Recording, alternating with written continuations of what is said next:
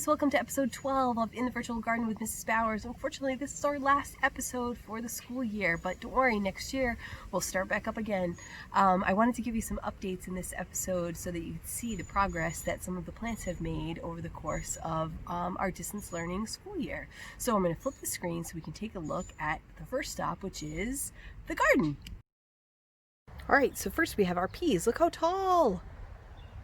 No actual peas yet, but we do have some flowers, which is our first step.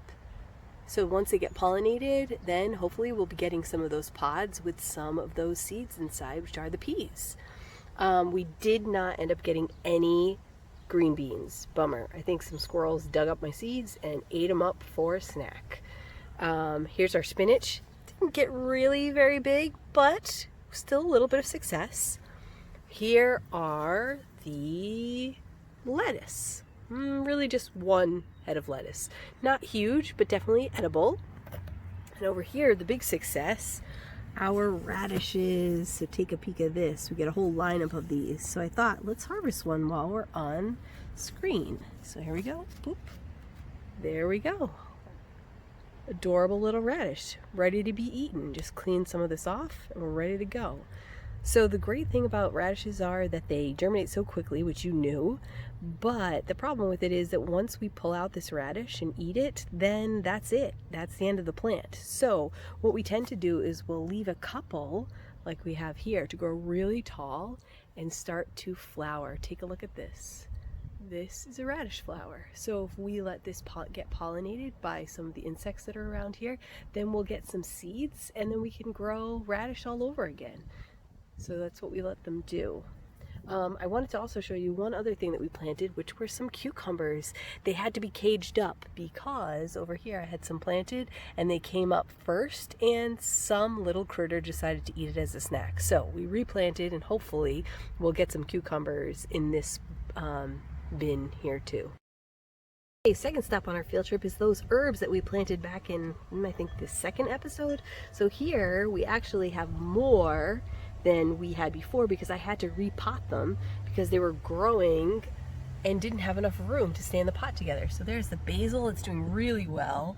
Some of the chives and the parsley, it's looking a little bit floppy, but hopefully they've just been repotted in the past couple of days and hopefully they'll perk up. But look at that basil.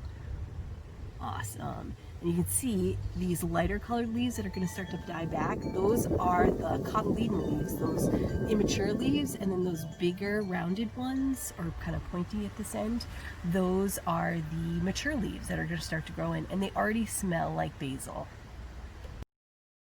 Alright guys, and another stop on our field trip is, remember that plant back from, I think, episode 2? I've got to double check. This is that hydrangea plant that was pretty dead looking, and you all gave me that correct answer that it was not actually dead but instead dormant. But look at this, it already has flowers, and these flowers will start to turn that bluish color that is typical of hydrangea plants. So got pretty big. We didn't do anything to it, no fertilizer or anything, it just kind of does its own thing. Okay guys, last stop on our field trip is to take a look at my window box full of the pansies that you planted. They're so beautiful and all my neighbors have been saying how lovely they are, and you guys did such a great job. But I just wanted you to see the results of that work that you guys planted way back in February, but like how gorgeous they are. Alright guys, that wraps up our field trip, but I just wanted to let you know how proud I am of you and how appreciative I am of your hard work throughout this entire distance learning experience. I know it's been hard, I know it's not been the same, but I really do appreciate that you're staying on top of your work, sending me your stuff, and meeting me during our Google Meets. It's been wonderful. Over the summer, Stop and Shop has put out these little seed pods that come with a little cup and a little piece of the coco coir and some seeds so that you could start your own garden at home. They are completely free. I believe they are keeping them all at their registers. I'm going to put a link on our Google Classroom so that you can have access to that and more information. But if you want to do some gardening on your own, stop at Stop and Shop and get some free seeds. I think it'll be fun for you.